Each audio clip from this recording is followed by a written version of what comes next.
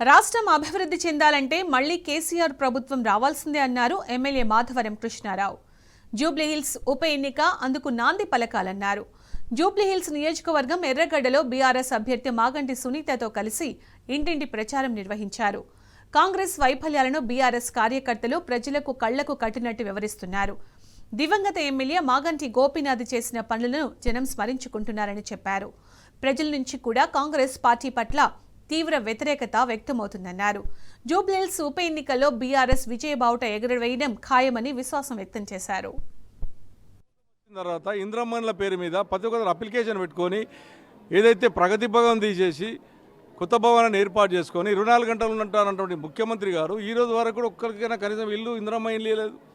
4000 రూపాయలు పింఛన్ ఇస్తాను ఇవ్వలేదు. ఆడపడుచులో 2500 రూపాయలు ఇస్తాను ఇవ్వలేదు.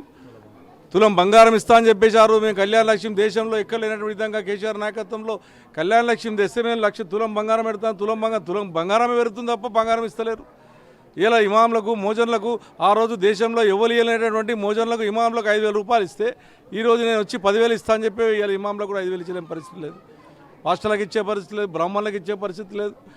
ఈ రకంగా నేను ప్రజలు కూడా అప్పీల్ చేస్తూ ఉన్నాను. వీళ్ళకి బుద్ధి చెప్పాలంటే ఇప్పుడు ఏదో మీ గెలవంగానే సునీత గెలవంగానే ఇలా రేవంత్ రెడ్డి దిగిపోడు, కానీ ఒక గుణపాఠం ఏర్పడుతుంది. ఈ రాష్ట్రానికి ఇచ్చిన హామీలు ఈ జూబ్లీహిల్స్ కాన్షియస్ మీద సునీత పేరు మీద గెలిస్తే వీళ్ళకు కనీసం బుద్ధి అని వస్తుంది, ప్రజలకు సాయం చేసేదానికి ఉంటుంది, వచ్చేటప్పుడు హామీలు నెరవేర్చేందుకు ఉంటుందని చెప్పి నేను తెలియజేస్తా ఉన్నాను. ఎర్రగడ్డ డివిజన్లో